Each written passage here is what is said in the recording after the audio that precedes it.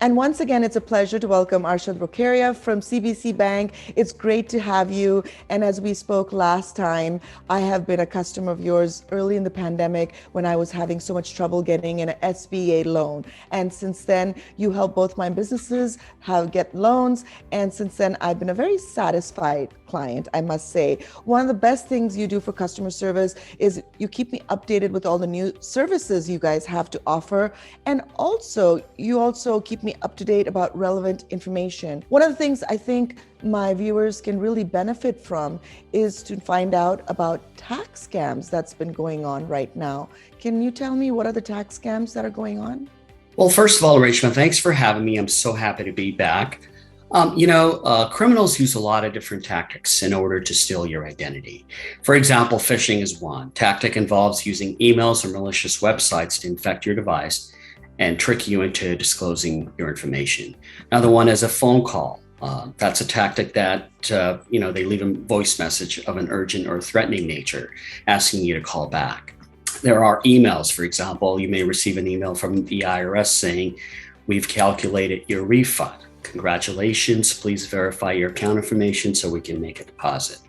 The minute you click on that link and give out your personal information, now your data has been compromised. So be really careful. Since the pandemic, one of the things that have happened is the government has sent out stimulus payments to folks the last couple of years. One of the tactics that criminals are using now is they'll send you an email saying our records indicate that you have not claimed your COVID-19 stimulus payment. Please provide us your information so we can send it to you. Again, their way of you clicking on the link and giving them your personal information. Definitely avoid that.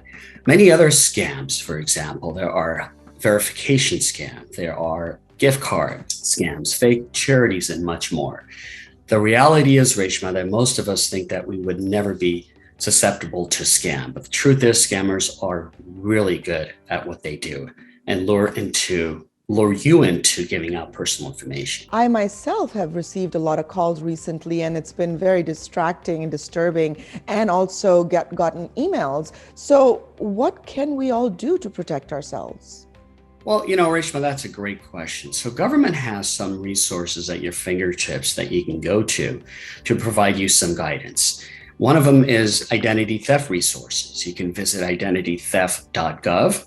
And there you have some best practices how to avoid becoming a victim. And if you do become a victim, what are some of the steps you can take to restore your identity? Number two is definitely the IRS website. Great resources there. Keep in mind, you're not going to get an email or a text from the IRS. They typically communicate with you via letter. And so if you receive an email or a text, do not click on that. You can also take further steps by applying for what they call a identity protection pen from the IRS that prevents someone else from filing taxes in your name. Your state may offer something similar. Definitely check with them to make sure. And some of the other best practices are never use a public Wi-Fi when you file tax returns or conduct online banking. Only connect to networks that you trust.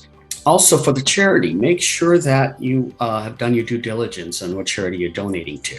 Again, don't fall victim to scams or identity theft. When in doubt, always verify the source. And for more tips and information, you can always contact me directly. We at CBC like to be partners with you and not just be a bank. This is some great information, Arshad. I thank you so much on behalf of myself and our audience for providing these valuable tips. And if you would like more tips, please contact Arshad Rokeria directly. He is available, and make sure you protect yourself from any scam whatsoever.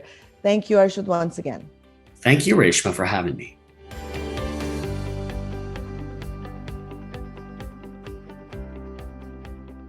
And make sure if you like this video that you do subscribe to us, and we love to hear from you. So tell us your opinion right here. And don't forget to hit that bell icon so you can get notifications whenever we post something new.